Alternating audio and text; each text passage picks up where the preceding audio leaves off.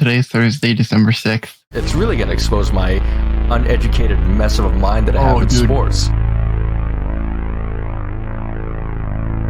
Man, you were shooting here, and you hit like here. Am I just a dumbass? Which, is very possible and actually might be a real thing. Your wrist position in neutral is actually not straight. Your wrist position in neutral is at a 15 to 20 degree incline. How close was your relationship with Campbell? He's personable. He's definitely a player's coach. It's weird that like someone would break up with you when there's so much cake. Oh! Are you proposing childbirth microtransactions? All right.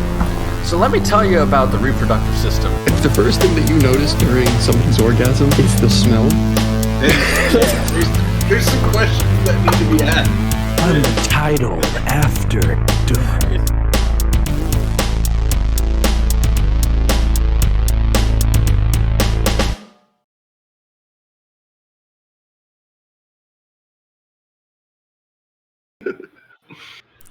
Hey, Finn, why don't you start us off here, since the two people above you are guests now. That's fair. I am going to be doing the summer content. Are we recording? Yep. Cool. What is up, everybody? Welcome back to Untitled Underqualified. This is what I like to call the summer revival. And to start it off, I had just listened last week to an episode of Macro Dosing with PFT commentator and Arian Foster. Love that show. And they had on Brian Cox, who is he's a theoretical particle physicist. And I was like, I know somebody who was super interested in that stuff and is way too smart for me. And that would be Jason. And then I was like, but I know somebody that's even smarter than Jason. And that would be... I don't think that's that hard to be smarter than me. I mean, it's if you're smarter than me and he's smarter than you, then I feel like we set the lowest standard for podcasts available on every major platform. But yeah, today we've got a guest that I've known for 23 years. No, sorry, you're only 22 still. Next month isn't. Damn, this guy's out here outing your age. Yeah, no, it's okay. I'm 22. But do you want to introduce yourself? Sure.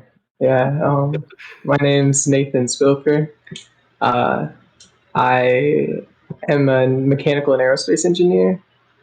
I'm 22, but I also, just because I'm young doesn't mean I can't be prolific. So I've got 2 degrees already, actually, both from Princeton University in mechanical and aero engineering. Wow. Okay. I was maybe it lapsed. Maybe it's just because I was so tired when Finn called me. But I did not remember hearing Princeton. That's a big one.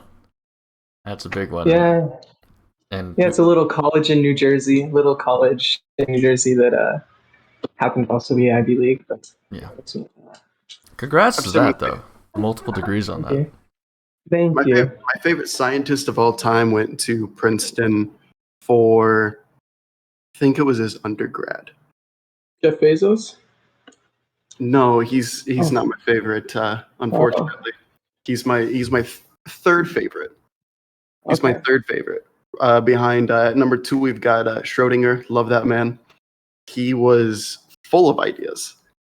I don't understand too many of them. Okay. But then I absolutely loved Richard Feynman because he was just such a character. He taught here as well. Did he really? He did a Princeton lecture series. Yeah. So did Einstein, actually. He taught in Princeton. I took a final, actually, in the lecture hall where Einstein taught. Kind of cool. That's pretty cool. That is pretty cool. And Princeton's one of the oldest institutions in the country, isn't it? I think 3rd oldest, maybe. Something like that. Harvard is definitely the oldest. They were founded in the 1600s. We were founded in the 1700s. And then William and Mary might be second. But I think that's around about the order. I've never heard of William and Mary. They're an old liberal arts school. Oh, Yeah. liberal arts. That explains why I haven't heard of it, because it's liberal arts, and I don't know anything about liberal arts. I'm more like the engineering schools, as I know. Okay. Yeah. No. I mean Princeton also you could call it like a school as well. I know like MIT is like the big engineering school out in the East Coast. Yeah, that's about right. So Nathan, what kind of pushed you towards the exact degrees that you got? Because I remember you weren't quite sure going into, or at least the spring semester of our senior year of high school, you weren't quite sure what you wanted to really do. Kind of what pushed you towards mechanical and aerospace engineering? Let's see if I can. Yeah. I guess I've always been interested in STEM. I've always been interested in STEM, so I kind of went back and forth between wanting to do engineering and also physics. And even at Princeton, I was at one point a physics major. So I went through. I ended up following the physics track and getting a physics minor at Princeton. So I took all of the physics courses, took quantum mechanics, general relativity, and classical mechanics. So like the core physics theories behind like modern physics, and then on top of that, did all my engineering courses. But yeah, I've always been interested in like in yeah STEM, and especially like physics and like physical things, and finding out more about the universe. Finn, I want to point I out to figured, you. Sorry. yeah, go for it. Go for it. I want to point out to you, Finn, that there's a stark contrast between classical physics and modern physics. I know nothing. No, I was literally just about to ask where does classical physics end and modern physics begins? Because Well, I was So,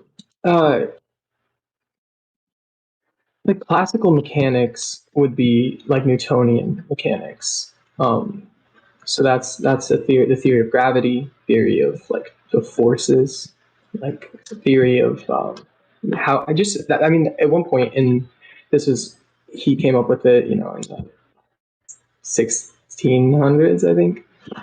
But at one point, this was considered the only theory. It's the best theory of physics. And then Einstein comes along, posits special relativity and general relativity, and then we also get quantum mechanics after that. And so we kind of you prove that the classical mechanics is wrong. F equals ma is like it's an approximation. Have you heard of F equals ma from high school physics? right. That's classical. That you could call that classical physics, but it's like classical mechanics properly is what you would call it, and it is approximately it's correct, but Einstein and then the quantum mechanics guys came along and proved that it's not quite right all the time. So quantum and general relativity give you the idea, give you like they're not unified either. Quantum is on the short scale, general is on the massive scale, general relativity is on the massive scale, and they don't work together. So the new push in physics is to figure out a unified theory and bring them all together. That's not happened yet. I remember hearing Brian Cox talking about that because Arian Foster, like for a football player, man, Arian Foster is such a fucking nerd. Like it's crazy. This man was asking so many questions. I'm like, man, I never even thought about that. But he was talking about how like so much of Einstein's stuff really can't be disproven currently with what they know, and they think that really what he like theorized very likely will be proven later on. And it just blows my mind. General relativity has been proven, but it's not always correct. That's a problem. It's not correct on the smaller scales. It just doesn't. Their two aren't consistent with each other, and they both are true on their own, like in their own scales.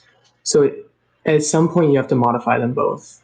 But yeah, no, it's right. It's a correct theory. Just as Newtonian physics is correct too, because if I like drop my phone, it's going to drop at the rate of mass times gravity, or not the rate the gravitational force of mass times gravity. Like it's correct, but it's an approximation as well. Everything is an approximation. We can never truly know anything in physics. You can never really truly like get the final answer because there will always be more.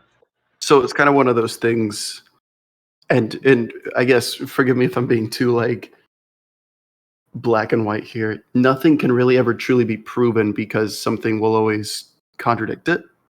We have no way of getting on the other side and being like, yeah, this is like we have no way of like because we're 3-dimensional beings living in 4-dimensional space-time. We have no way of looking like top down from like an omniscient point of view and saying like, yeah, this is correct, because there can always be things out there that we can't observe. It's the problem with our sensory apparatus and what we can observe. Science is based on observation, and we can never truly observe everything. And if we can, we would have no idea that we did. So because we don't have any way of proving that. And so yes, there's no way to know that our final theory is correct, because there could easily be more, and we'd have no way to know. That is true. I guess to people that are stupid like me, because like I'm a physiology guy. So to me, I read journals, I read studies, and all of those journals and studies talk about how they had these specific set of parameters that they were testing on, and Group A was the control group. They gained no muscle mass. Group B was taking 90 grams of protein, every day, and they lost muscle mass. The other group was taking 2 times their body weight in protein every day.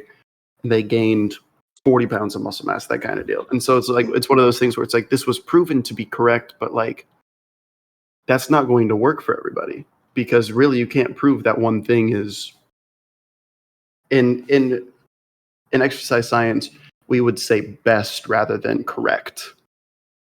Right.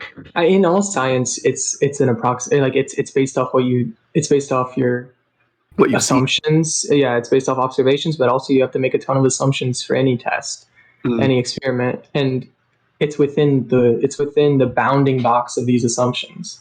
And sometimes that bounding box is on the border of what we can observe, and we can't go outside. We can't actually say like, yes, it is correct within like what we know, because sometimes we don't know if there are extra parameters outside of our observation. And I've always been fascinated by that whole concept of that just entire concept, because whenever I'm just like bored. Well, this is when I was still taking physics. I passed all my physics classes, and that's been years since I've taken it. But I was thinking, there are times where I'm just really thinking deeply about it and just being like, how do we know exactly that this is right? Like, we're doing these things based off the assumptions that one guy did, and that one guy was able to prove that basically show to the general public and a lot of smart people basically that what he was doing is correct. I mean, I think anybody can do that too. Like, they can prove anything that could be wrong, but if they make it look right, like it's a little bit hard for me to say, because like we know it's right, but at the same time, how right do we know it, and like how far off are we? Because like we know we can use physics and engineering to construct stable buildings that will last for dozens of years, but how does that all work? Like, what if it's done wrong? Like, what if we think it was right is wrong? Like, who validates it? Yeah, there's always like this. It's always fascinating to me, because like we don't exactly know for sure if it's right, but we assume that it's right. You and me don't necessarily know. I mean, like, part of that is this idea of science, and this idea that we don't. In order for me to believe something, I don't have to go out there and test it myself. I can believe the multitude of scientists that have published research papers and have done the research on it and show that it's correct.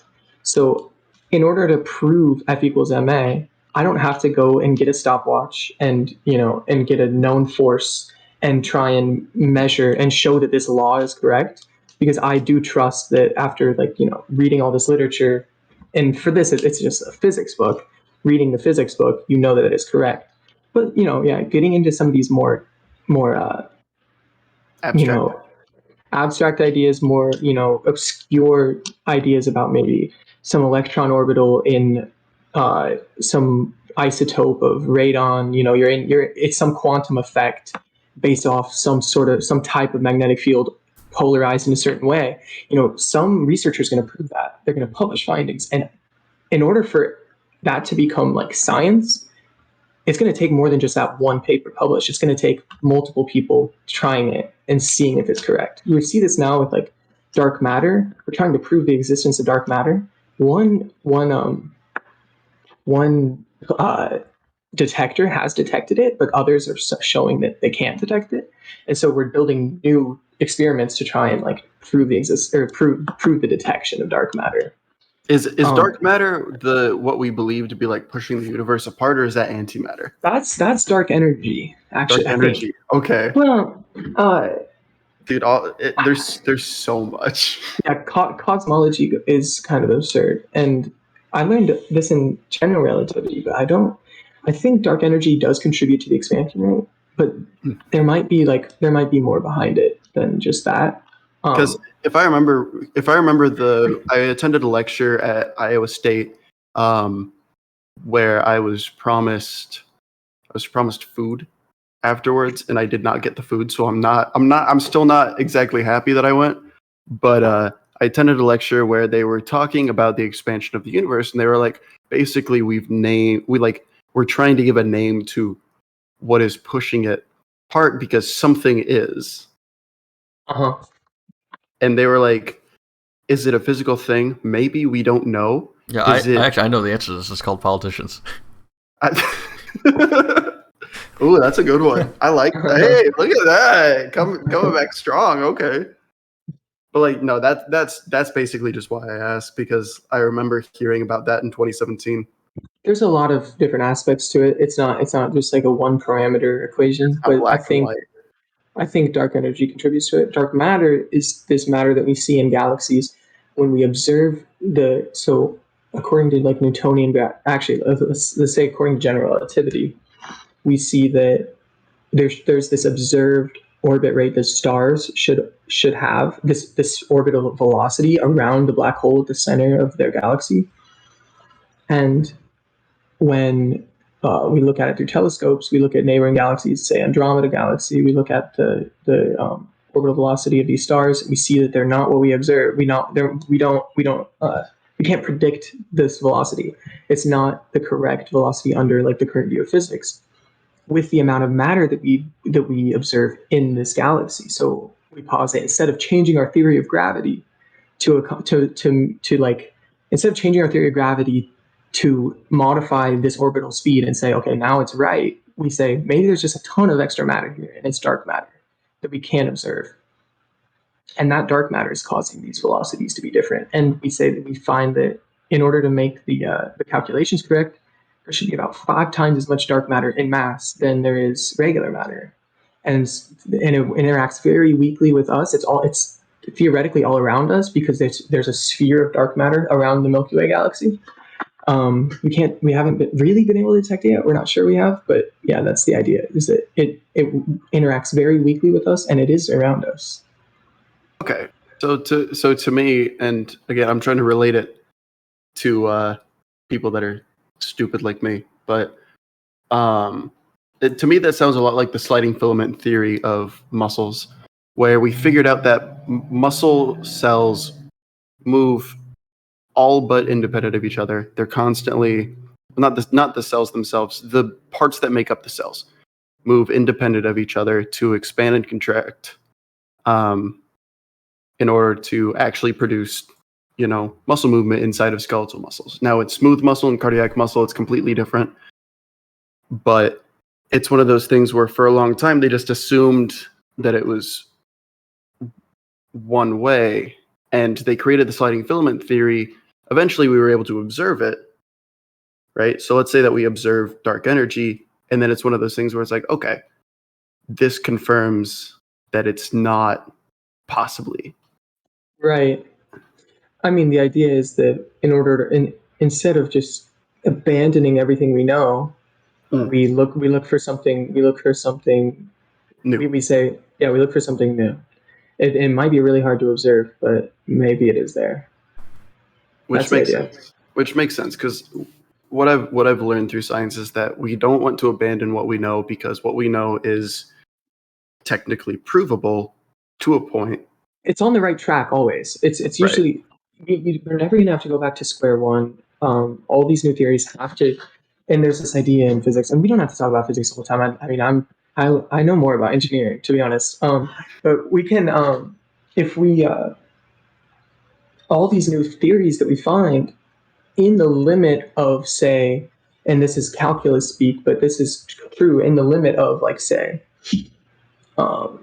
smaller scales, for general relativity, in the limit of smaller scales, it should become Newtonian gravity, and it does. Like that guided Einstein to his ideas, because it should become what we observe in the limit of our conditions. So yes, we'll never fully abandon our idea of physics. We'll never fully abandon our idea of mathematics based on some new idea, based on some new findings. It should conform and expand what we know. So we're always on the right track. We're always on the right track.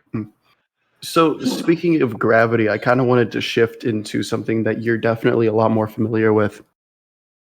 And the physics talks was just because man, that stuff it's so trippy. You can go down such a massive rabbit hole with physics just because there are people that literally spend their entire life studying physics. They go to school for physics, then they go to grad school for physics, then they do a doctorate and do a thesis on physics, and then they continue to do research on physics until they're 88 or whatever. I wanted that to be me. I mean, I wanted to do that for a long time. Yeah. I mean, it sounds cool. It's so cool. It sounds fun. It's hard. You need to be really good at math, and Beatrice High School didn't teach me math too well, so I kind of had to. I know one person.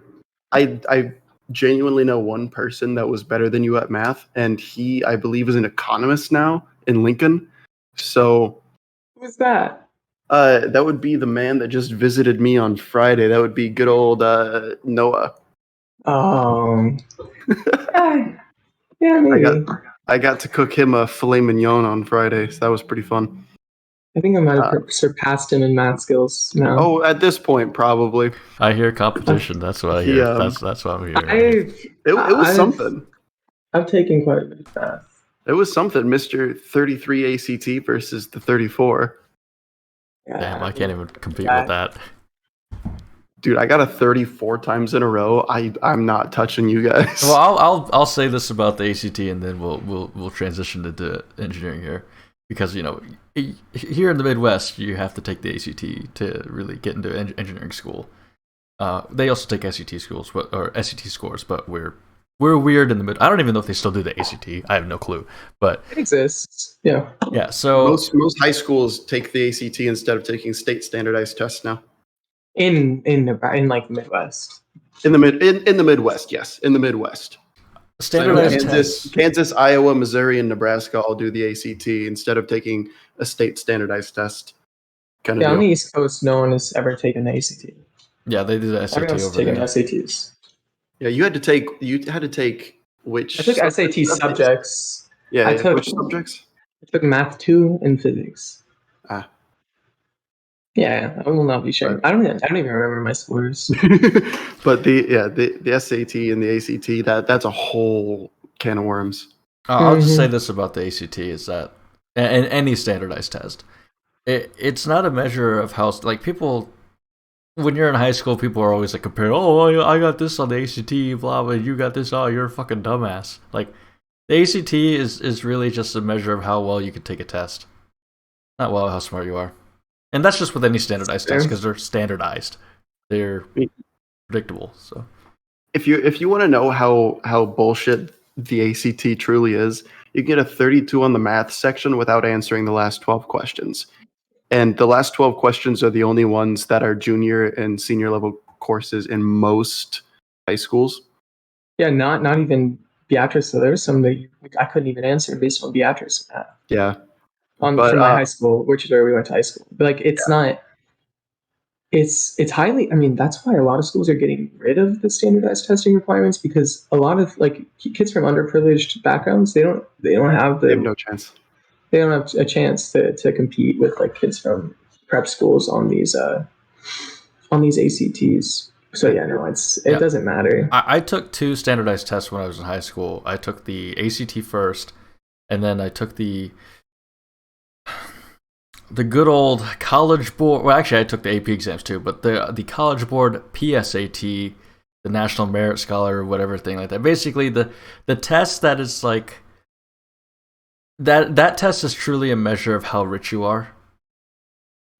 Because all the rich kids would get high scores on there, and if you got a high score on the PSAT, that would get you that make you a National Merit Scholar, which would get you scholarships to go to colleges. Only if you were a junior. I took it as a sophomore. That's true. Good point. That's a good point. Did not qualify to take it as a junior, and yeah. But yes, so I didn't take it. That's what we do as engineers. I know you, because I remember being surprised about that. But going into kind of an engineering thing, I fell down a rabbit hole about 2 months ago for the space race. And I was very much interested in the politics and like the economic I can't think of the word I'm looking for. Just the economy and the politics were definitely the most important part of the space race when it comes down to it, because that was how we were able to collapse the Soviet Union for sure. Oh, you're talking about the old school, the 70s and 60s.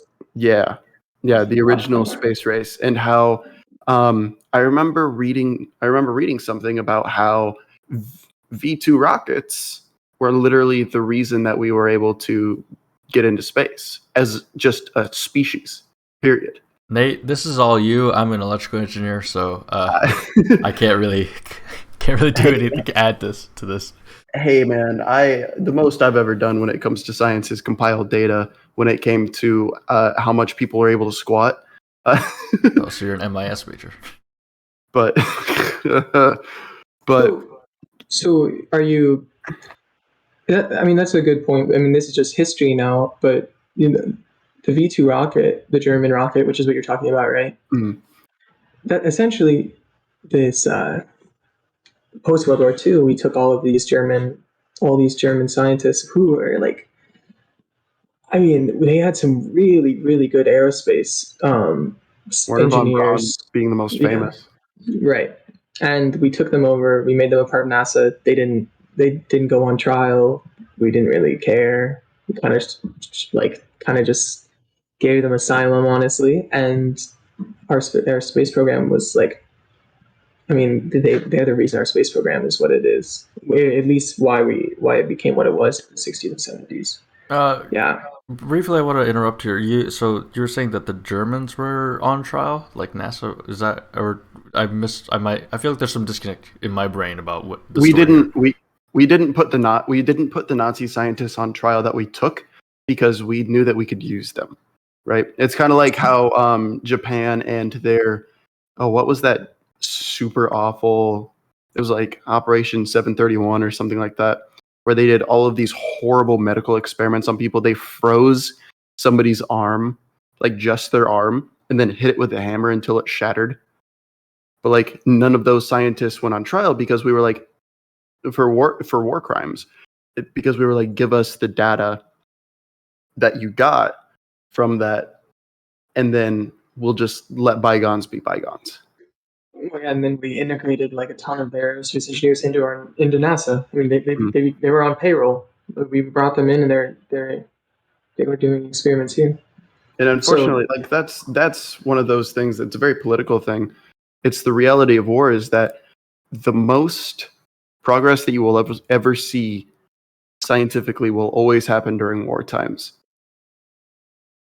Because countries are forced to do it, otherwise they're going to lose. Look at jet turbines.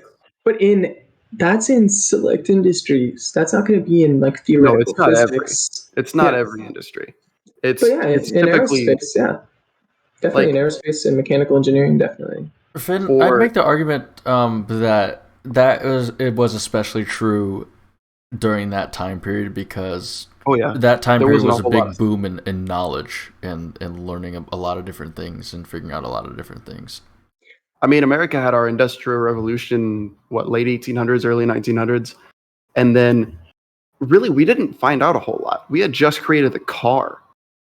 after all, like less than a century before, and then suddenly we go from going from the first flight of man to we create jet turbines, we create rockets that are able to defy gravity and then shoot down with incredible force.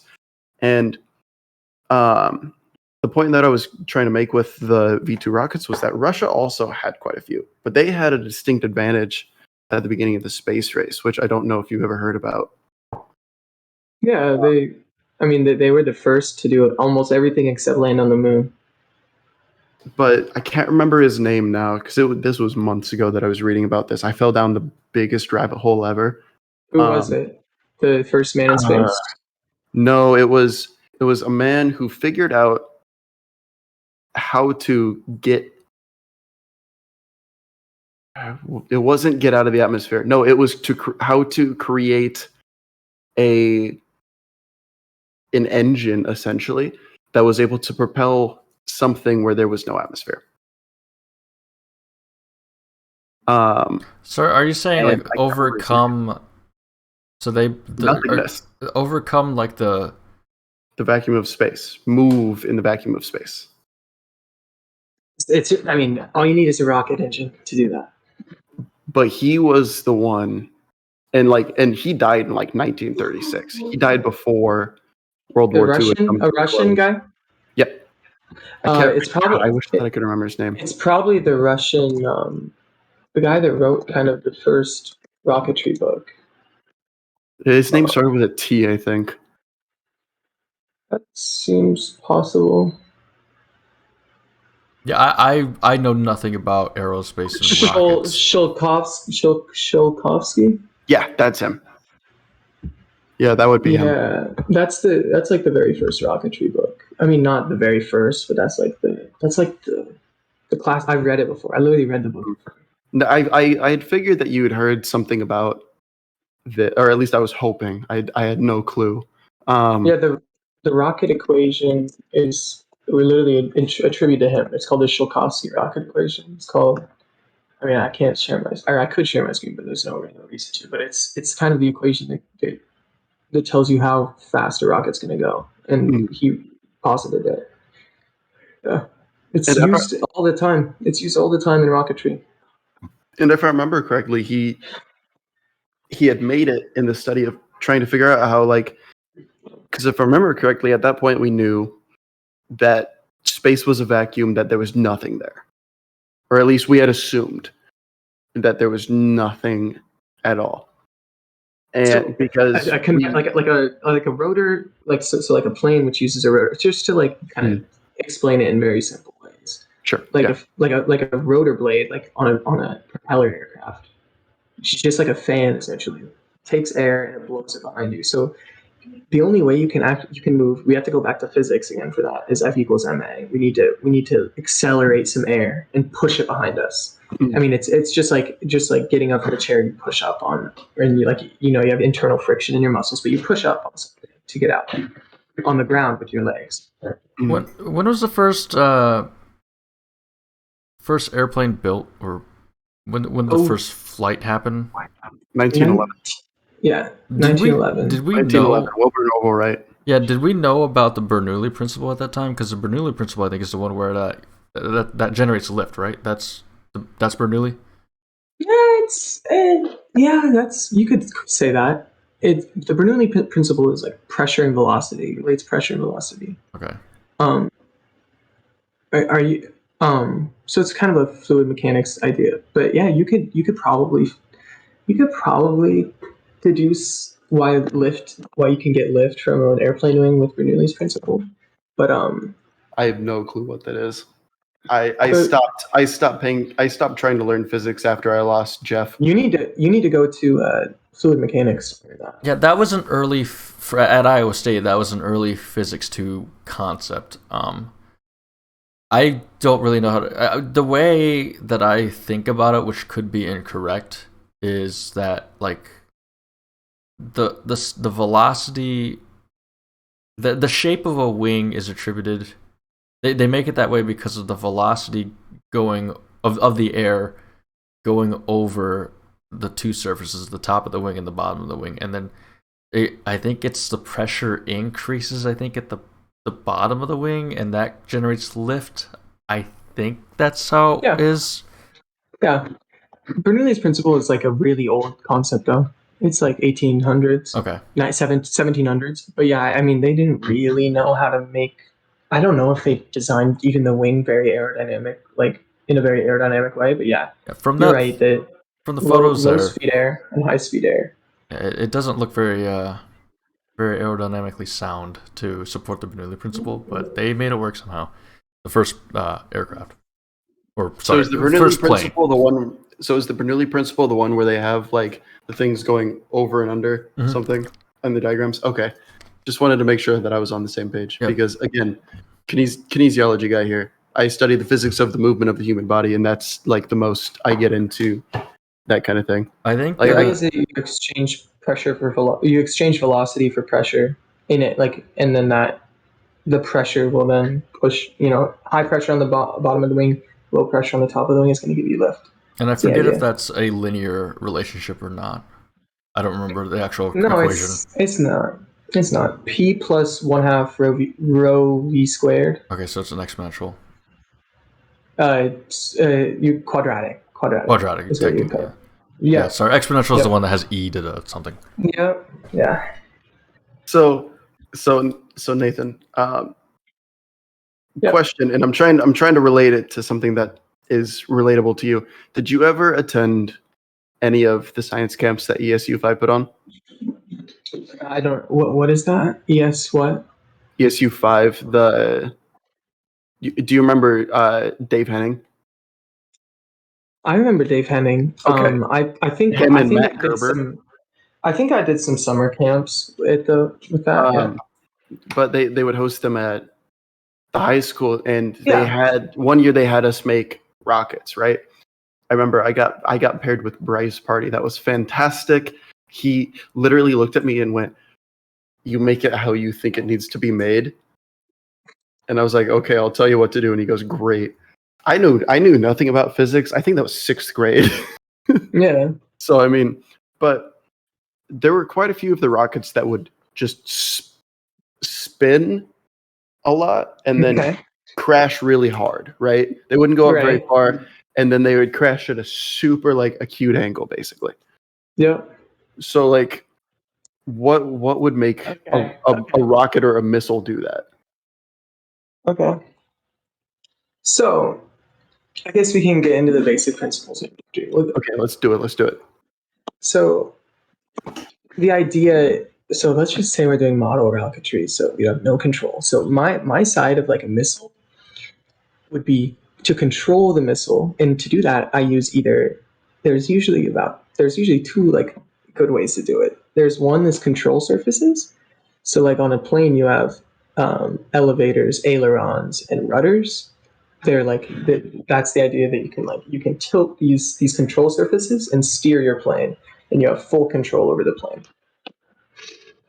With a missile, you usually just deflect your fins, or you deflect deflect canards or something like that, which are another. What does deflect mean? Deflect means like tilt them at a certain angle relative to the body. So if they were fixed to the body, they would be fixed. They would be rigid and unable to move on the body surface. But say we wanted to control the rocket, we would deflect the fin to then control it. And that's what I work on. I work on how to like control the rocket's movement. But let's just say for a second that we're doing a static rocket, a model rocket, and we have these fins that are fixed to the body. Now, in order for this rocket, which has no active control, in order for it to be stable, we have to look at this idea of the center of gravity, which is like where the average of the mass is along the rocket. We also have to look at the center of pressure, which is where the aerodynamic forces act. And essentially, for a model rocket and any rocket, they call it sounding rockets, which are bigger rockets that aren't even model rockets but just don't have control. The idea is that we need to have our center of pressure behind our center of gravity, And if we do so, then a rocket will fly straight. That's pretty much the whole idea. Okay. Now, that's why, and if we want to make a rocket that's stable, we put our fins at the back rather than the front. Because if you put fins on the nose of the rocket, it's not going to be stable at all. It is going to spin. It's going to do crazy shit. It also looks ugly. It will look very ugly. It will look ugly, but I mean, if you see it coming towards you, then you think, "Damn, that thing's scary." So, I mean, they're already scary, but like if you have the fins just coming at you, that's even scarier. It won't be flying at you though. It will be doing some crazy spirals, so it will not be coming right at you. But it might hit you from like, I mean, you can't aim a rocket like that. So that would be more like a V1 rocket, not like quite at the front, but a V1 rocket was the fins were in the middle. Yeah, I mean, so the V1 rocket, the V1 flying bomb, it has a wing. It has a wing. It looks like a plane. It literally looks like a plane or like a drone from today. If I remember correctly, I don't think these had. They had autopilot. They had a little turbine. They had a little turbine on the back. They would aim it somewhere. Damn, and then what did you do? Why did a police right outside? Dude, I live literally downtown. I'm looking at Creighton's soccer field right now. I can see TD Ameritrade down the street. I watched literally the stripe on TD Ameritrade go from green to blue. I hear sirens and horns all day, every day that I'm in my apartment. It's great though. I love it. No, it's great. I live on the 11th floor. When it's super foggy here, I genuinely will wake up and I'll be like, dude, I fucking died last night. Shit. Silent Hill, man.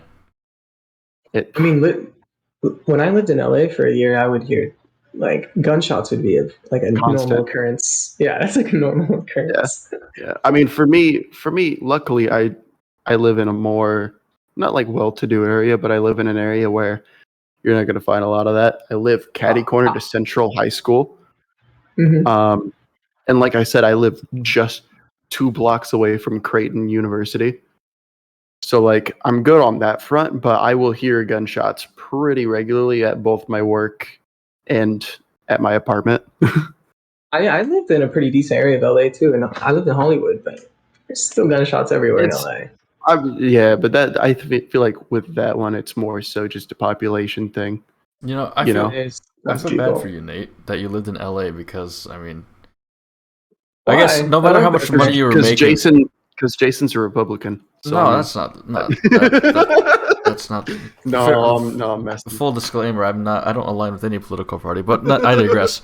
I just because I know as engineers we think about like, okay, where do we want to go work, like in the industry, and, like we have to think about the living wages and like the costs relative to what you're making, and right.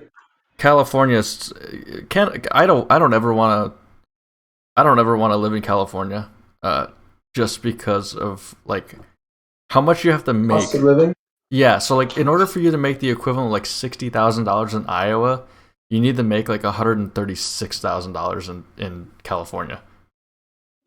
But as a consequence, for one, a lot of people, I mean, you would expect to maybe pay more because you have beaches in LA, whereas you have nothing in Iowa. You're gonna offend all the Iowans that say we have nothing here.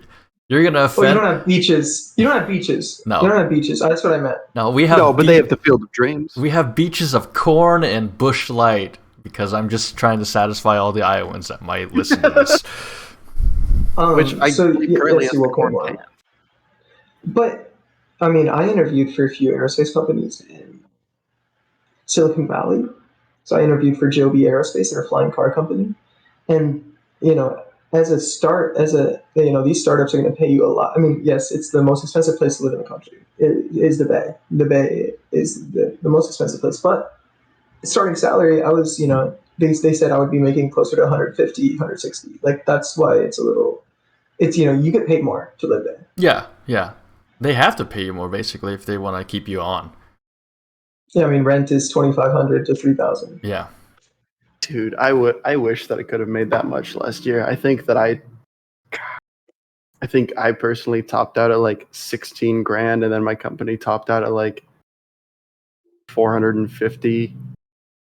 So like it was like, man, that is rough. I can't imagine making enough money to pay people hundreds of thousands of dollars a year. Like I've got employees right now, and they work solely off of what they produce.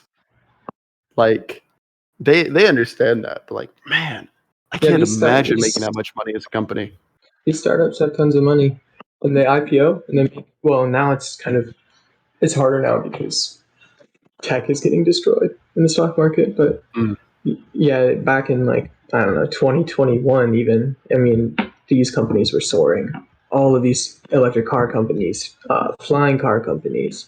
Dude, what is that? Explain that to me. Flying, like they're trying to develop one, or what's? I mean, the idea is like, it's not necessarily like, flying car might be kind of like a colloquial thing to call it. It's not like people think of like, it's like air. the Jetsons. It's air taxis. It's air taxis. Yeah, no, it's not. It's not an all-terrain. Like that doesn't help me at all. It's an air taxi. So like I get like the basic. I get the basic idea of a taxi cab's just like basically a sedan kind of deal. This is like a little plane that can take off on a tiny runway, like in like a parking lot. Or no, actually, they can take off vertically. So they take off vertically. They fly you, 100 miles away, and then they land vertically, so they can land in a parking space. And that's that's the idea. Okay, so I'm looking at a parking garage at my window right now. I turned my camera up, but then it would take me way too long to find it. You can't land in a park. It might need like no, like I'm parking spaces, like the roof. Yeah, it could land on the roof easily. It could land on like a box of like 6 parking spaces. Okay, yeah, no, like I was about to say, like, so it could just like worst case scenario, it could take off using the roof of a parking garage as like a little runway. It doesn't need a runway. It takes off vertically. Dude, it's like like a helicopter type thing, but then it also like can fly, faster. So it's like an Osprey then? Kind of like an Osprey, kind of. Except, yeah, I mean, it doesn't. I'm not saying it is an Osprey. I'm saying like it's comparable. Right. Yeah. Joby has tilt rotors, but I think it has 4 rotors, whereas Osprey has 2 massive rotors. But yeah, it is similar to an Osprey. Osprey's vertical takeoff landing. Yeah. See, the problem is with like that would if the Jetsons didn't exist, we would classify that as like flying car, and we would consider that a flying car. But because the Jetsons exist, like when people think of flying cars, like if people were to say like, "Oh, you work for a flying car company," they'd be like, "Oh, that's awesome." And then if you explained it to them, they'd be like, "That's not a flying car." So that's like that. It just sucks because of what the perception of what we were gonna have. Popular culture. Yeah. Popular culture makes you think that it has to have tires and has to be able to drive around. Yeah. I'm trying to figure out what an Osprey is, so I don't seem that stupid. Have you ever played Modern Warfare 3? Osprey is a. I actually had a job offer from Boeing, who makes the Osprey, and I was going to actually work on the Osprey. They're the for their vertical flight division in Philadelphia. But the Osprey is like kind of the oldest plane that we use, and I wasn't really looking forward to working on it, so I decided to go to Raytheon instead. It's a helicopter. No, it's not though. It's not. I'm too stupid to go to define it past. Honestly, I feel like the space shuttle is more stable than an Osprey. And the space shuttle Osprey has crashed a lot of times. Yeah, the space shuttle is the most stable thing that has probably ever been created that could be used for multiple flights, because that had to endure re-entry into our atmosphere. Right. Yeah, you're right. But the space shuttle just it fascinates me entirely because we can talk about re-entry and hypersonics now if you want. Yeah, we were all. I'm really interested in hypersonics. What does it take aside from like let's ignore the heat part of re-entry, because that's the hardest part. That's the hardest part. Is heat. Okay, so let's talk about all of it. I guess let's go from like the hardest to the easiest to the Yeah. hardest, right? So what's the easiest part about re-entry? I assume that's just getting it to re-enter the Earth's atmosphere. That's not terrible. Getting it to re-enter, we need a little kick. So say we're in orbit. We're going to be in orbit if we're in the atmosphere. I mean, let's just say we are. We're at the ISS, which is where the space shuttle would have been. Which is We need in a little, orbit, yeah. yeah, and we need a little kick. It's in low Earth orbit. I think. What Yeah, it's a low orbit center. Yeah, it's essentially as low as you can go without significant drag. You will have drag from the atmosphere, even at low Earth orbit. But if you go any lower, your drag is going to be so huge that you're just going to get deorbited very quickly. So low Earth orbit is like as low as you can go and still orbit. Theoretically, you could orbit, if we have no atmosphere, you can orbit at sea level, right? Yeah. No, that makes sense because like, and this is something that like, God, I remember. This I don't know how many. I don't know. Hey, calm down. I'm thinking of something. I'm thinking of something different. So like, I remember having this argument with so many people about flat Earth, and I only engage with them because it's entertaining to hear their arguments. Like flat Earth is so stupid because they're all like, oh, you can't prove it. No, I can, and here's why. And they go, well, yeah, but I haven't seen it. I'm like, no, you have, and here's why. If you want to disprove it. So so when I was in, I would like to keep talking about re-entry, but if we can get back to it, that's great. No, we will. When I was a sophomore in college, I sent a rocket to space, and I put a GoPro on it, and I have footage of it. So if I ever talk to any flat earthers, I show them this video that I took that was on my rocket that I sent to space, and I recovered the GoPro, and you can see the curvature of the Earth under you. Just pretty exciting. Okay. That's hype. I was about to say, and hold on, Jason, I'll get to you in a second because I 100% am going to forget what I was going to say if I don't get it out.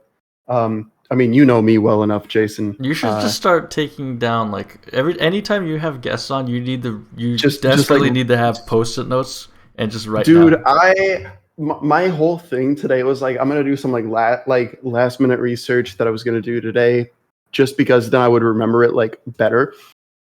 And then like 100%, I've had the longest day ever. I've just been running around. But anyway, but like usually what I tell them is I'm like, do you believe in gravity? And I've actually had some say no. I'm like, okay, and then I just walk away because if you don't believe in gravity when you're walking on something, then you're beyond hopeless. But like I always tell them, like gravity is always going to go towards the center of mass, and they're like, yeah, that makes sense. Like you're always going to go towards a certain point, and I'm like, yeah, okay. Then why is every other planet a sphere? Why is every star a sphere? And they're like, well, because of gravity. I'm like, okay, so then Earth has to be a sphere. And then usually that's where I end it because I'm not trying to convince them of anything because you can't convince stupid that they're wrong. It's all an exercise in how far you can like take science and like how far you can like extend the idea that we don't know, like the idea of like uncertainty or something. Because I mean, some people are just going to say that they're just like that these there's a dome above us and these are just like pictures of the planets going some stars. Like, some people truly believe that. Some people don't even think gravity exists. That the plate of Earth is accelerating upward at 9.8 meters per second squared. Yeah, that's the one. Yeah, no, I forgot about that argument. That's the one where usually they don't believe in gravity. You're right. Yeah, and that I mean, I don't know how long it takes, but like after like I don't know, like a year, I think we're already going like 10C or something, 10 times the speed of light. So No, it's super crazy. Yeah, no, it doesn't really work. Hey, what's the brand of 3x3 you got there? No idea, but it's good. It is. It's really smooth though. Ooh, that looks like a GAN. It might be, yeah. It looks like a GAN. I'm gonna redirect us back towards aerospace. I have a question. Just a side tangent, a side question regarding your rocket. and then this will lead back into re-entry. So Yeah. the rocket that you sent to space, I'm assuming that we getting some art here. 9x9. Ooh, mine's just Okay. 7. Okay, so I'm the assuming rocket sent into expensive. space. Yeah, I'm assuming that you did that for a company or for school. Like you didn't just do it by yourself. No, I didn't do it by myself. It was an intercollegiate team. It was kind of through the Princeton Rocketry Club, which is this club at Princeton. We decided that we wanted to be the first student group to send a rocket to space. And I'm not Yeah. saying that to discredit you at all. I was saying that I was going to go here by saying, well, you have to have some sort of clearance for that, right? You can't just shoot something into space, because like I feel like the FAA is gonna get really mad at you if you do that. No, you can't just do that. No. Yeah. Above a certain, there are different heights, but above like 30 kilometers, you're gonna need to get a waiver. So we got an FAA waiver to they clear the airspace. We were launching out of Spaceport America in New Mexico, borders White Sands Missile Range, so they're very used to clearing the airspace above that area. There aren't that many flights to go above there because I don't think you can actually ever fly above White Sands Missile Range. That might not be completely true, but it's a very classified area and there's tons of missiles there for the DoD. But yeah, the FAA, we got a waiver to launch to space all the way up to like to God, essentially. You have all of the airspace you need, so you can go as high as you want. I'm honestly not too super familiar with the waiver you would need to like put something in orbit. I'm not entirely certain of that. But yeah, no, we got a waiver, and you have to prove all these certain things. You have to do a 6DOF trajectory analysis, so you know exactly where it's going to land. I mean, within a certain radius, because you can never know for sure. But you give a radius of where it's going to land, so that way that you know you're not going to land at Albuquerque or something. They all sorts of different things you have to show. And how I was going to relate this back to reentry was the rocket recovery. Like, did you recover the rocket? Did you recover the GoPro, or was it just sent to the cloud and then? We did two launches. One was actually we did 4 launches. Two were Operation Space, so that was an intercollegiate thing, and 2 were just Princeton. And the GoPros from Princeton were recovered. The Operation Space rockets were a lot bigger. They were a little bit worse engineered, and our nose cones they sheared off at like 20 kilometers. They didn't make it, but I think the other ones peaked at maybe 80 kilometers. Not quite space, but by our like metric of space, which is 100 km, which is called the Kármán line. It's this idea, 100 kilometers. It's this like arbitrary designation where space begins. They didn't quite make it to space, but they're close. And then shortly after we tried it, USC Rocketry Club, they went like 101 kilometers. They're the first true student to hit space. So we failed. You didn't fail. There's no failure in engineering and science. Well, actually, there's failure in engineering, but you succeed from failure. Yes, you did. Unless somebody No, dies, okay. in which case I don't think you can really succeed from that. That's a catastrophic failure. No, that's a catastrophic failure. I would usually categorize somebody dying as being a genuine failure. It'd be catastrophic. Yeah, people get fired. But did people die after Apollo 1? No. Okay, because I know that one caught on fire. But back to reentry. The one on the rocket, the one that Apollo didn't take 1, off. I don't know what caught fire. I just know that Apollo 1 caught fire. Oh, the rehearsal. Yeah, I think people died. But so going back to reentry, you said that like it's not that bad getting back into the point of orbit to where you're going to create enough drag to actually, re-enter the atmosphere, right? Yeah. So with that, side question, how exactly would, and I'll use the shuttle here for example, just because I feel like the NASA space shuttles are the best example of anything that's ever been able to go back and forth to space consistently. I don't know if there's been anything else. It just I don't makes think there has been. It makes no sense to me. But that's what it makes it fascinating, because to me the space shuttle is a brick with wings. So because it's all ceramic, isn't it? The shielding is, yeah.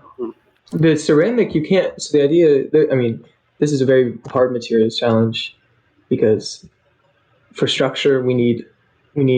I mean, nowadays we'd use carbon fiber, composite materials, but we essentially need steel or aluminum because it's strong. Ceramics aren't that strong, or they're very brittle, but they do have strength. No, I've used and made ceramics, and they're not strong. Yeah, they're very brittle. So they can't survive. And I think as that's like the why. structure, but they're very heat resistant. So we're going to make our tiles out of them, and so that way we can not kill off our crew and bring our the internal temperature of our spacecraft to like 200 C and vaporize our crew or something. And what was the shuttle that blew up during re-entry? Columbia.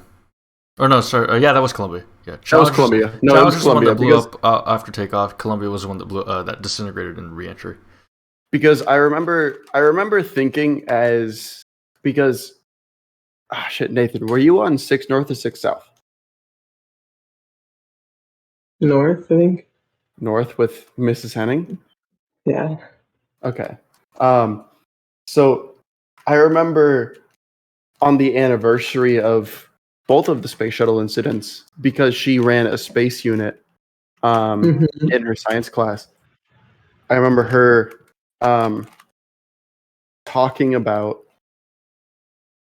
each one, and I remember thinking to myself when learning about the Challenger one, damn, it would have been so much cooler if Challenger, which is a cooler sounding name, blew up during re-entry, because going to space is so much cooler than not making it to space. And like that's how my that's how my 6th grade brain operated.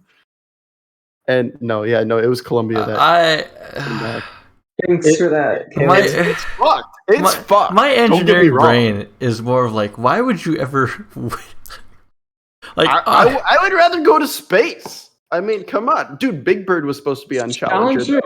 Challenger has made it to space. Though. Yes.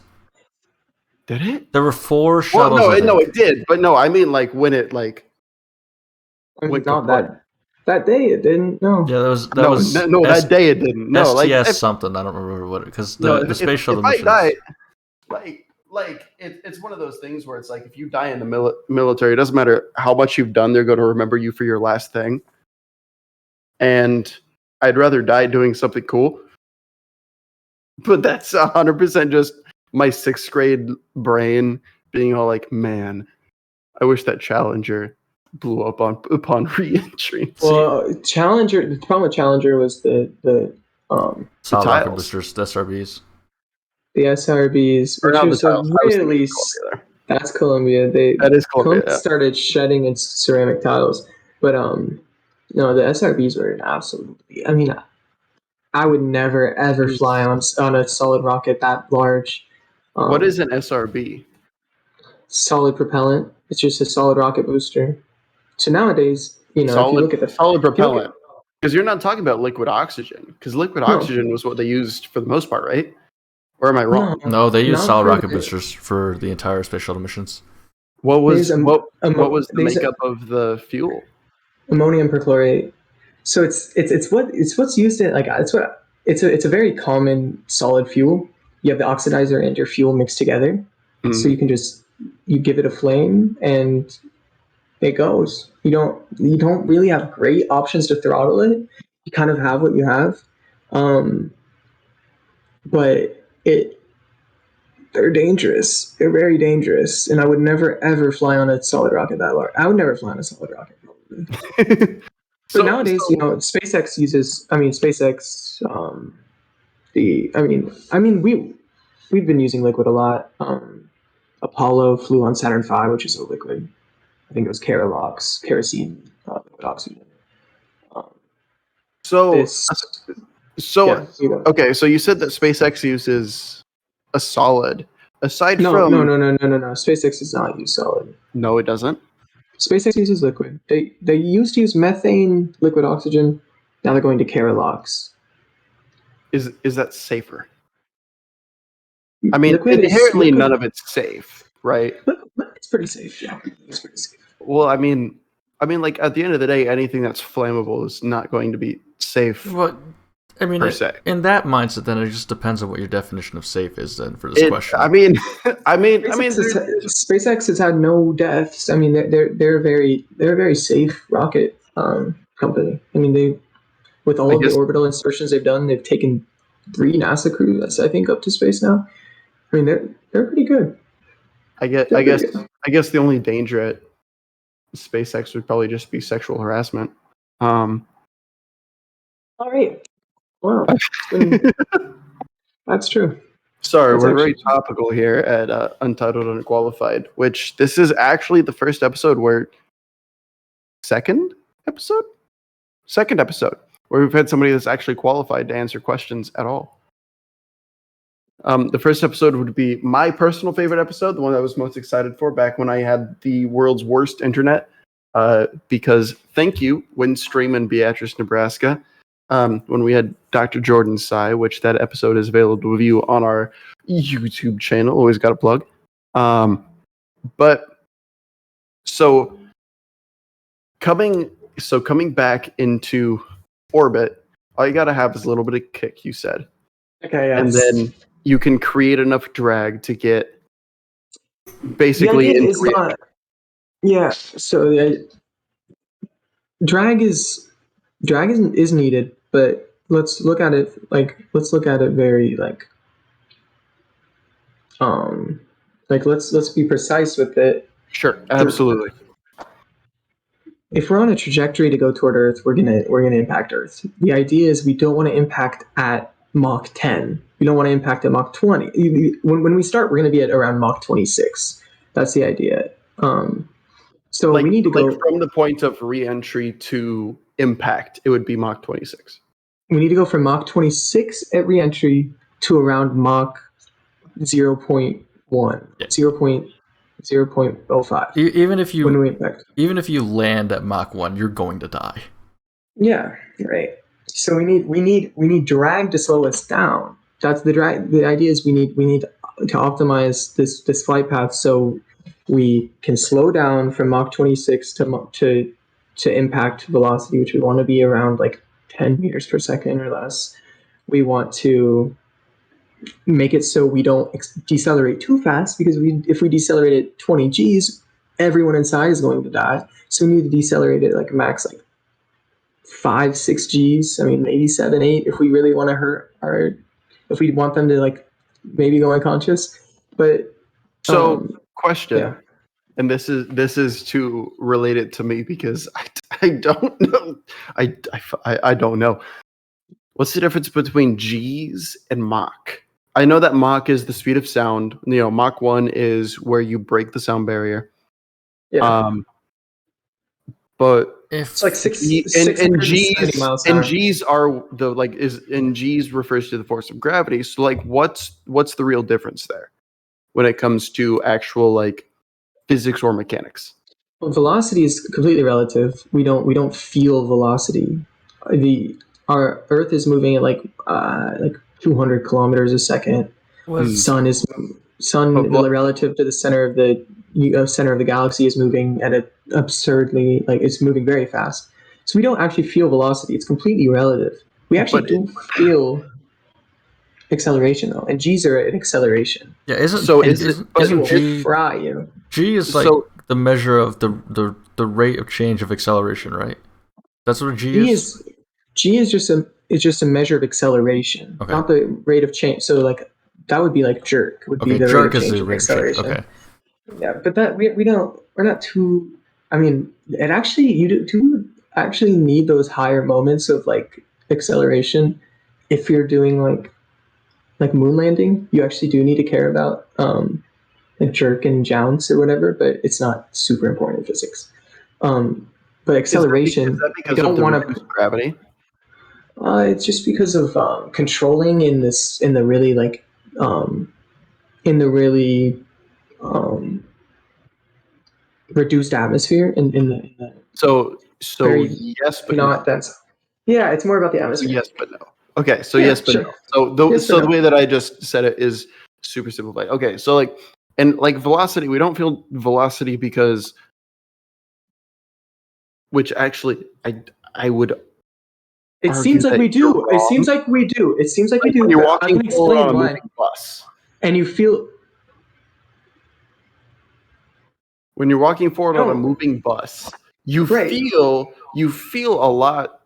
You feel a lot different, and maybe it's not that you're feeling the velocity, and maybe you're feeling vibrations. You're feeling vibrations through the bus. You're feeling a lot of different things. you definitely feel like you're moving super quickly. And I know for a fact that this is part of it is due to the fact that I have like slight loss in fluid in my left ear due to an injury in 7th grade.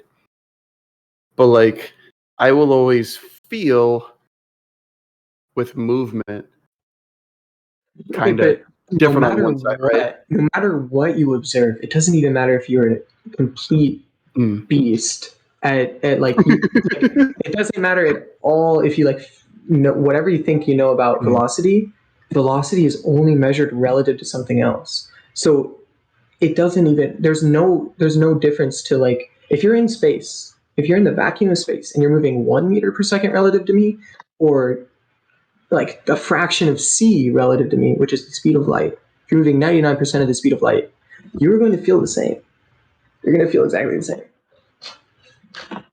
Ooh, I think We have lost him. You're muted, bro. He can't even hear us. You're muted. Oh shit, my bad. No, he's back. No, I bumped my mouse there. Oh, you're good. My mute button's on one of my because like I've got a Dota mouse. I've got a SteelSeries Sensei 10 with a CS:GO skin, which is really weird that they did that on that. Love Dota, so I was like, dude, 4 buttons, that's fucking perfect for me. But no, I fully get it now. It's because it's relative to a certain point. You can never have velocity without direction, and direction is relative to something. Now I get it. I actually get it. Am I oversimplifying it? Yeah, 100%. But like sometimes you need to oversimplify things. Like I said, my physics specialty comes down to hey, how much force you actually need to output to lift 225 pounds. Well, that depends on your weight, your raw muscle mass, your not raw muscle mass, your lean muscle mass, shit like that. So I actually want to test your physics 1 knowledge. Oh, dude, I have none. Do you know the difference between speed and velocity? Yeah, speed and velocity. Velocity, you have to have direction. It's like, do you remember Vector from Despicable Me? I know what a vector is. I've never seen Despicable Me, but I know what a vector is. I can't remember exactly what his line is, but it talked about velocity and having a purpose. No, dude, velocity is always going to have a direction. I know I know that much. And so that's why I was like, wait, you're moving forward on a bus that's moving forward at 60 miles an hour, right? You're moving at, this is absurd, 10 miles an hour walking forward on a bus that's moving 60 miles an hour. Miles an hour is not velocity. Sorry, it's not imperial. My fucking bad. No, you can have imperial velocity, but miles per hour is not velocity. No, miles per hour is not velocity because technically velocity was created before the imperial units were. No. All it means is like you're moving north or whatever. You're moving in some certain coordinate system. That's what he means. Oh no, I'm not. Yeah, it's okay. I'm not trying to get into semantics here. But either way, you can't feel speed either. Can't feel speed. You can't. You can feel fast, but you can't feel speed. You can't even really feel fast. The idea is, well, okay, you can feel fast because let's talk. I mean, that's this subjective. is an aside. That's subjective. In an aside, if we're running through the air, we create a drag force. That drag force is proportional to velocity squared. So if we're moving at velocity squared, we actually do feel a force back. That's why we can't run like as fast as we want. We can't run like super like we're gonna have some force pushing against us. That's drag from the air. That is going to make us feel like we're going faster because we're going to get a higher, like more air in our face as we're going faster. Yeah. That's no, man, I feel so stupid. I am stupid, but I feel so stupid. Well, you don't have an engineering education, and we do. So that there's the things you like. I know nothing about A and P. Sure, you know what I'm referring to. I think when I say A and P, Anatomy and physiology. yeah. So I know nothing about that. The extent of my anatomy and physiology that I know has been through a very specialized course offered at Iowa State University called HDFS 276. But oh no, no! Dude, that course, dude, I don't know how many people I know that have failed that course for the sole reason of the instructor sucked, the course sucked, they just hated it, they didn't care. That course is genuinely one of the most failed courses at Iowa State. I'm not even going to explain. I'm going to leave it at that. I'm not even going to explain what HDFS 276 is. Just know that it is. I know the course. I didn't have to take it, but I know the course. Just know that it's a special type of anatomy and physiology class. Not even anatomy and physiology. It's human development. The first word is human, and that's all. Human development and family sciences. But anyway, dude, no, it like I don't know. Nate definitely knows. God, I feel like him taking AP Bio, he knows more than I know about anatomy and physiology, just because that's the kind of man that he is. No, dude, that's the kind of guy you are. I do want to ask you, Nate. You just are inclined to anything. I do want to ask Nate, because I don't think we revealed this, because even I don't even know. Did you say which degrees you have? You have I know you have a bachelor's and you have a master's, right? I have a bachelor's and a master's in mechanical and aero engineering. Okay, so you double majored. Yeah, and I also have a minor in physics. Okay. From undergrad, yeah. So yeah, he went to 5 years. What's that? He went to 5 years of school, yeah? Yeah, 5 years for both degrees. I did 4 years of undergrad and 1 year of grad school. Right, because you just took.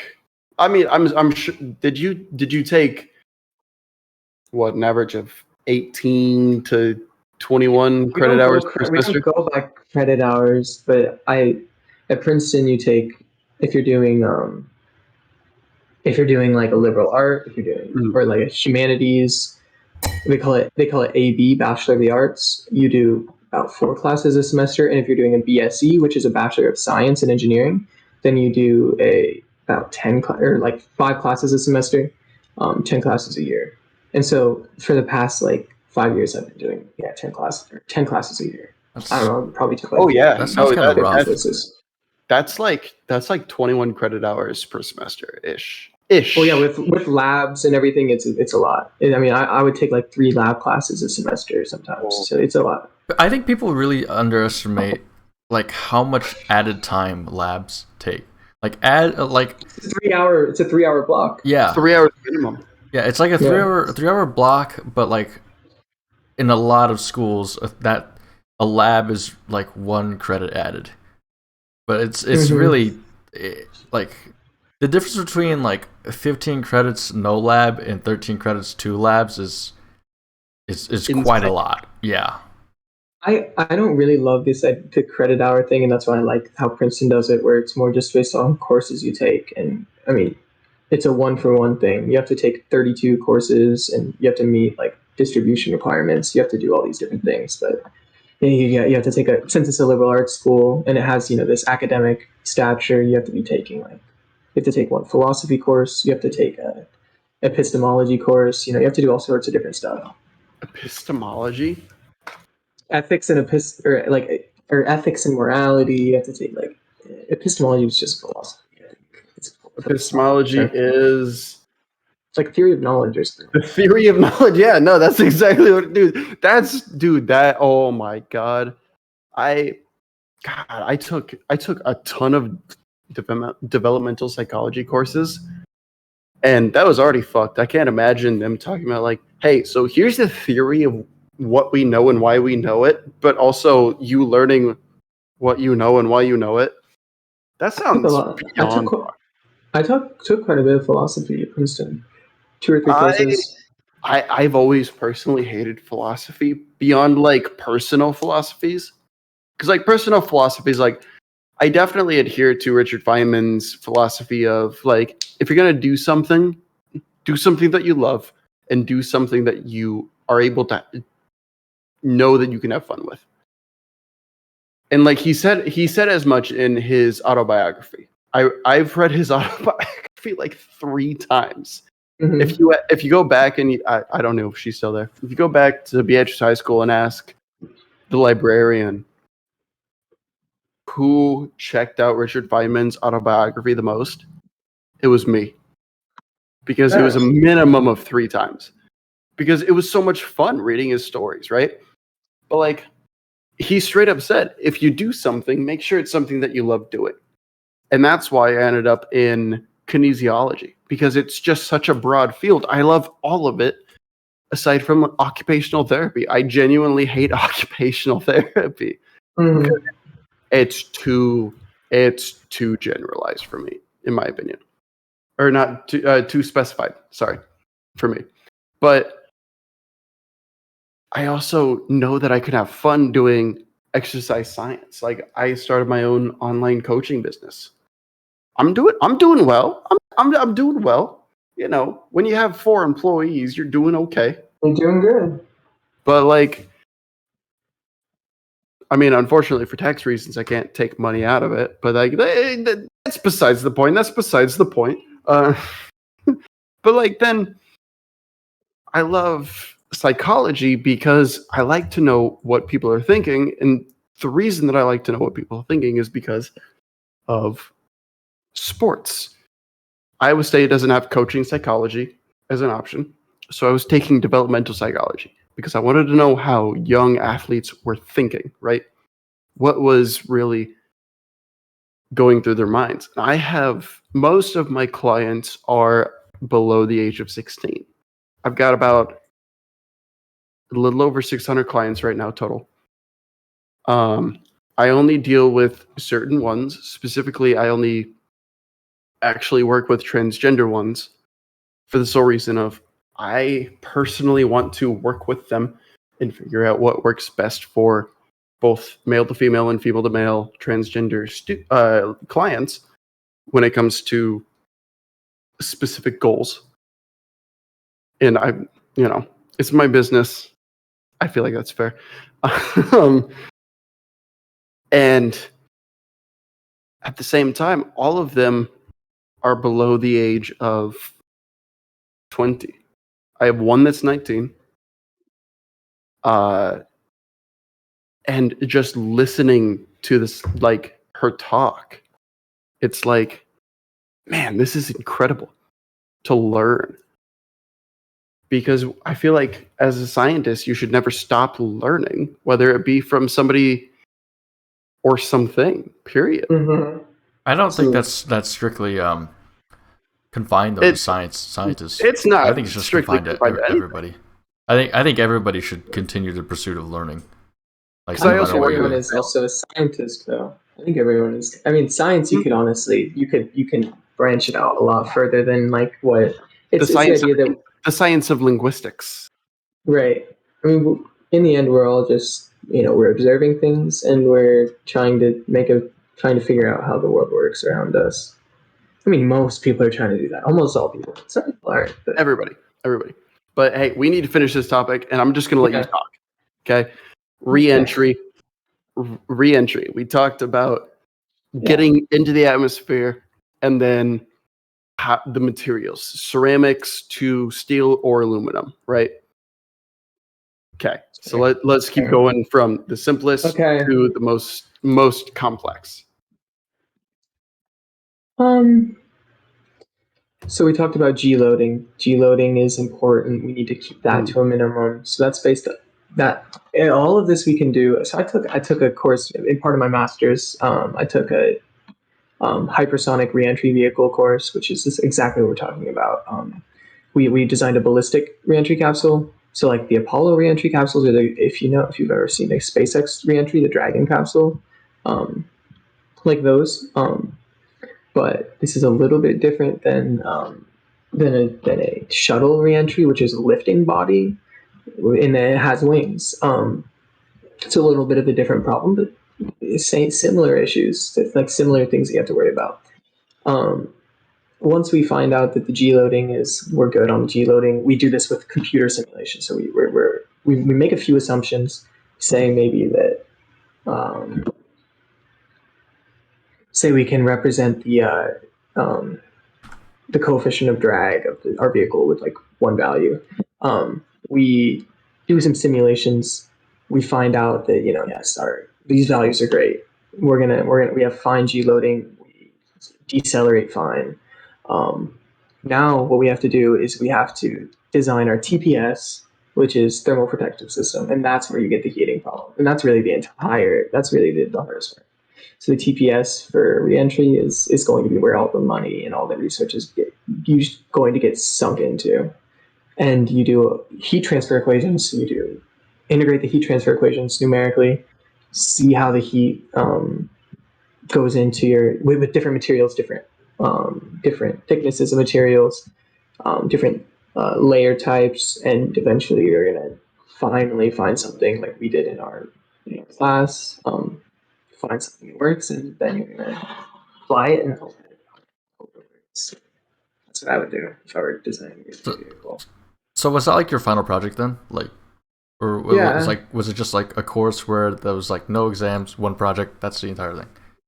Essentially, I mean, in the end, it was a 4-person project, and there were 8 people in this course, 4 undergrads and 4 grad students. So it was essentially a grad team and an undergrad team. And we maybe had a few assignments throughout the year, like shock waves, or a couple of assignments on the empirical formulas you use to find heating rate for reentry vehicles. But like there were a few assignments, but then in the end, we had a final paper on this design study of this ballistic capsule in a report. And a few Blue Origin people came through and watched the report, which is cool. Did you have to create a design document based off of this too? Yeah. Yes. I have that. What's that face you're making? Finn's Who, got me? yeah, you're like... Dude, I like, what the fuck's a design document? I'm so confused. I mean, for this, it was just like, we have like layouts of engineering drawings of the actual capsule, but then also just an entire design, like a 100-page design study of what went into each design choice. Dude, I've been a part of numerous studies at Iowa State, right? But they seem like they're nothing close to what an engineering study is. No, not even close. I will guarantee you that right now. Like the research studies. Okay, so here's a question: do you guys have to have things peer reviewed? If we do, that's if you're publishing it. That's if you're publishing something. No, I've been part of published studies. Which for me it was data compilation. Like I'm part of et al. And they were all like, "Hey, we want to pay undergrads," and I'm like, could you put me as part of et al? And they're like, "Yeah, you don't want to get paid?" And I'm like, "No, I don't want to get paid $400 to put together 3,000 hours worth of data. No, absolutely not. It's going to take me a minimum of like a month to put this together. No, just put like, no, I don't want that. That's not even worth it." But also, it was all like, I like how I don't know what you're saying. I don't know what you're saying, honestly. You were on it. You were listed on a paper as an author. like as part of et al. Like I would be like, that means you're an author. That means you're an author. Oh, okay. right? I think so. Yeah, et al. I think is Latin for like and others. I just you would remember be on the paper as an author. Oh, sick. Is my fan too loud? I can't hear it No, all. you're So good. Okay, good. Okay, great. No, Discord you is guys could going. hear sirens from my open window. Like your fan's fine. I've never published anything, but I mean, No, but you sound like you've done considerably more than I have when it comes down to any and everything. Because like all I did was just I mean, I've done just a ton of different projects. Like I don't know, 3 or 4. I mean, my senior thesis was a long range delivery drone, VTOL long range delivery drone. I've done so like Amazon. What did they call their drone service? Like Amazon Now or whatever, but like better. I don't remember what they called it, but they I don't know. They're going to probably be the world leader when it finally comes. It's still a while. I mean, Still I haven't mean, hit. the founder of Amazon, who, by the way, his wife literally funded his company while he was unemployed in their garage. Which like, good for him. He used to be mechanical and aero at Princeton. He used to be a mechanical and aero engineer at Princeton. Yeah, Jeff did. Interesting. He switched to software. Interesting. No, because like he was unemployed in their garage in I think it was Connecticut, something like that.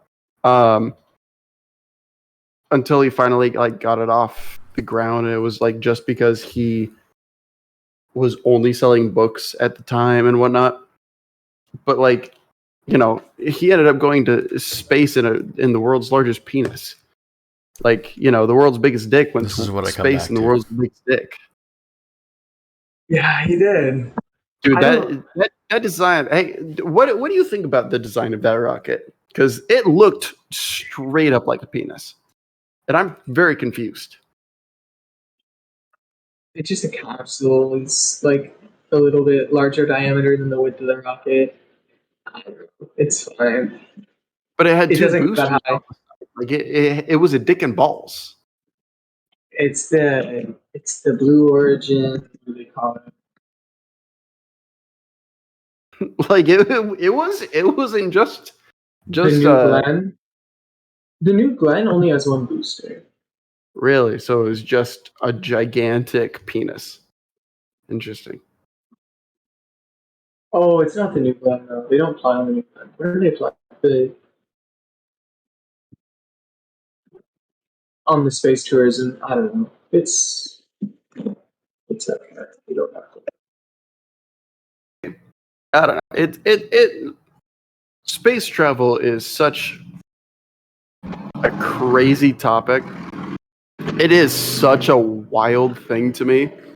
And I feel like it is absolutely something that should just be an episode in and of itself. But we're definitely past Jason's 70-minute limit here. So I'm going to say, that's where we're going to end it. I want to make one little retcon.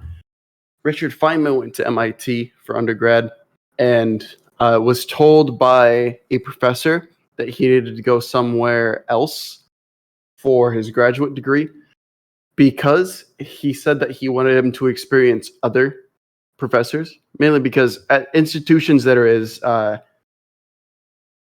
what's the word I'm looking for, as highly regarded as MIT, Princeton, any place like that, you're going to find that the graduate and undergraduate courses are taught by the same people.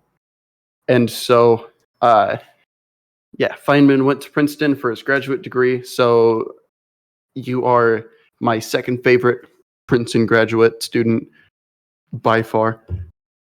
What about undergrad? Undergrad, you're definitely my first. Above Millionaire. Bezos? Above Well Bezos? Michelle Obama? No. See, my stipulation is hair, but it has to be below a certain length. So you're above Michelle Obama. For sure. For sure. But with that, Jason, is there anything that you would like to say to end the episode? I will say thank you to Nate. It was excellent to meet you and also learn from you. I always enjoy learning, and yes, I am kind of a dumbass. But one thing I want to note is that for those people listening to this